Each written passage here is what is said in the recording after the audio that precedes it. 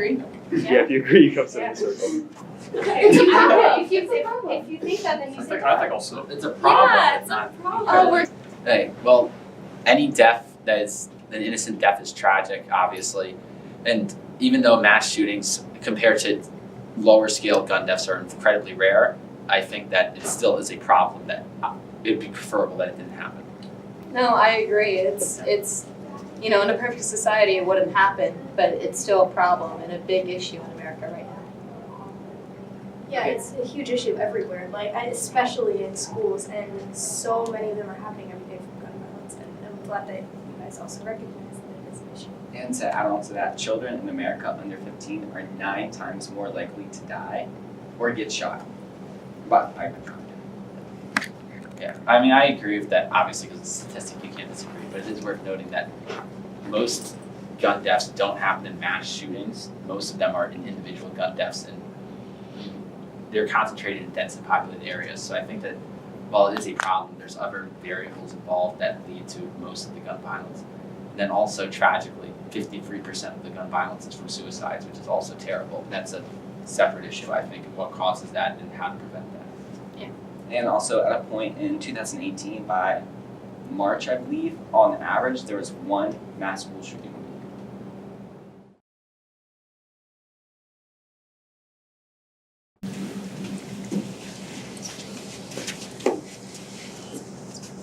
week. Okay, I believe this is more of like a mental health crisis in America rather than a gun crisis. I also think that, I mean, that is true. A lot of people especially people who commit mass shootings, individual shootings tend to be a little different, but mass shootings are caused by people, a lot of times, who have some sort of mental disability or have gone through some sort of trauma or that sort of thing. Not that all mentally disabled people commit mass shootings, but that tends to be, they're more likely to do so. There's other methods for people to commit mass murder other than just a gun. You can use a pressure cooker like they did in the Boston Marathon bombing. You can use airplanes like they did on the September 11th attack. People who want to commit evil are going to commit evil regardless of the weapon that is used. Okay. Alright, so yes, people do kill people, but often it's their access to weapons like AR-15s that allow them to invoke this massacres, like in the Las Vegas shooting. Yes, he killed those 58 people, but it was his access to those guns that allowed him to do that. In Australia, they banned guns mostly. They had a huge problem. They had a huge mass shooting, and since then, after the ban of guns for civilians, there hasn't been a mass shooting. And we saw that again in New Zealand with a horrible mass shooting that just happened, that they are limiting the rights of citizens, And I applaud the actions taken by New Zealand's government. 10 days, that's all it took. I don't think that's necessarily true, though, because if you look at 2 examples that just come to my mind are Switzerland and Israel. Both countries have higher gun ownership rates than the United States, but with lower rates of violent crime. So there isn't necessarily a correlation between gun ownership and violent crime.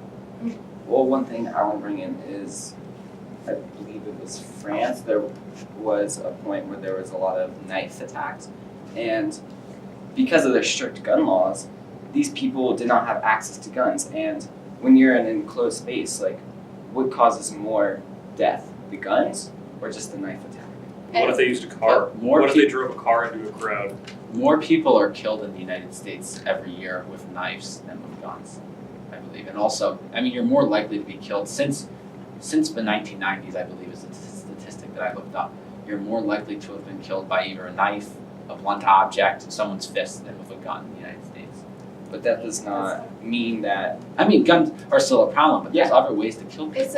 I agree. In Russia, they have axes. I mean, in the UK, they have acid. The bottom line is you can't entirely discredit all the other methods there are just because they're less efficient. There's always a way to kill a person, but it's, are you going to kill someone with a candlestick or are you going to shoot 50 people with an AR-15? I mean, yeah, there's so many, of course there are other ways to kill people, like we've seen in the movie Clue, there's a ton of different ways, that's kind of how it works, but killing someone with a knife, just in a time management type way, it's easier to go around and be like, pew, pew, pew, pew, pew, Of course, people kill people. Yeah. But the tools that they wield also kill people. And guns just happen to be the most effective way. That's why we use guns in the military. Yeah, not daggers or knives or acid. Yeah. If it was the most efficient way to kill people with a knife or a fist, we'd go around in the military punching people. I mean, it's also important to note that there's 300 plus million legally owned guns in the United States, and a lot of those people aren't out committing crimes or doing things bad. So guns aren't only bad; they can also be used for good. They can be used. AR-15s are one of the most commonly owned guns. When people say it's for self-defense reasons, they own AR-15s because they're generally easier to aim than handguns because you have more control and they can fire more rounds, which makes them effective for self-defense and everything. No. Yeah, If you agree, you can. I agree. Yeah, so I don't know about teachers owning guns. I think that's going to be a little skeptical, but I think armed, like cops, maybe even veterans that are in need of jobs would definitely be beneficial because when you think about it, when a school shooting happens, the first thing you do most likely is call the cops, who will take like 15 to 20 minutes to get to the school anyways. Yeah. It's a lot easier if you have an armed person on site ready to end the shooting right then and there. And I think having someone like a school resource officer in particular, who we already do have someone with a gun in our building, Officer Lowry, I think that makes us much safer. I mean, sometimes that does fail, like in the Parkland shooting, most notably, the school resource officer basically failed to do his job and ran away instead. But there's a lot That's of the other, fault of the person. That's the fault of the person, not of the system. There's a lot of other instances, like at Clarksburg High School, when a student brought a gun the day after the Parkland shooting, and the school resource officer, who is armed, went in to the student's backpack and retrieved the gun. And having him being armed and a mechanism to have equal force to any sort of violent perpetrator that comes into the school gives him the ability, him or her the ability to do that. Yes. Oh my God. Alright, so to put guns into schools and to pay for all of the training that would be required for those teachers, that costs millions of dollars. And why spend that money on those guns when instead you can spend that money on raising teacher salaries or getting supplies that students and teachers need in order to be successful? Salaries aren't going to matter if a shooting happens and people are dying. I think that's more important than. And that's why I agree when he says And I don't resource think. officers having guns like Yeah. Officer Lowry, like Yeah, I good. also He's a don't think police teachers should officer. have. And quite frankly, while you do bring it up, I'm not sure, I don't want to speak for Drew, but me personally, if a teacher had a concealed carry permit anyway, and in a state like Maryland, that's extremely hard to get and requires going to 14 hours of training and doing other things, and they do that all on their own prerogative and pay the And fees it's and that sort of voluntary. thing. Like you don't Then have to do that. If they wanted If you to don't go want a through gun. that process, then I think that they should be able to carry a gun in school, and they have a concealed carry permit anyway, especially in a state like Maryland where it's extremely hard to get one. A lot of times you either have to demonstrate that you have a threat made against you, or if you're a law enforcement veteran or a veteran of our military, they'll give you one as a little easier. We've all heard the phrase "don't fight fire with fire," and there are cases in how like teachers that have guns and were like experiencing with this, they shot the gun in the classroom, or students feel that they're like that they should be more aggressive because just of a presence of a gun in a classroom. And yes, I know we're talking about resource officers, and I'm glad that Officer Lowry is here because I trust him. He's a police officer. But the everyday citizen should not have a gun in a place where we educate our children. I'll start, why not? I do think that this was actually really interesting and kind of really cool to actually hear everyone's views. I think that it helped me learn a lot more about your side. And at the end of the day, I think we all do want to focus on safety, even though like we can't exactly all take the same actions of why we want the safety or how we're going to get the safety. But I think that at the end of the day, we're all here to talk about, wanting to be safe. So.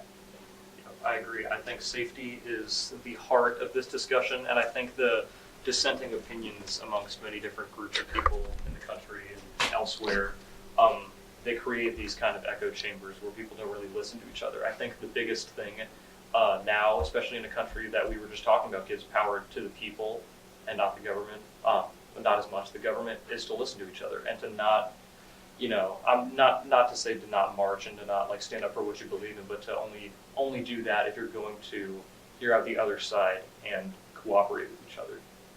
Alright, so I'm really glad that we did this.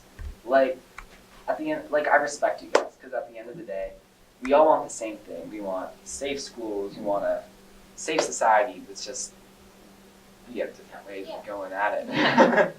I agree with what's been said this last segment. I think that to highlight the earlier conversation about the intentions of the other side, I think to have a conversation like this, it's imperative to assume that the other side has good intentions. Because if we were here saying, oh, Second Amendment, and we got to stand up for the Second Amendment, and everyone against it is just a communist who wants to take away all our rights. We wouldn't get anything done.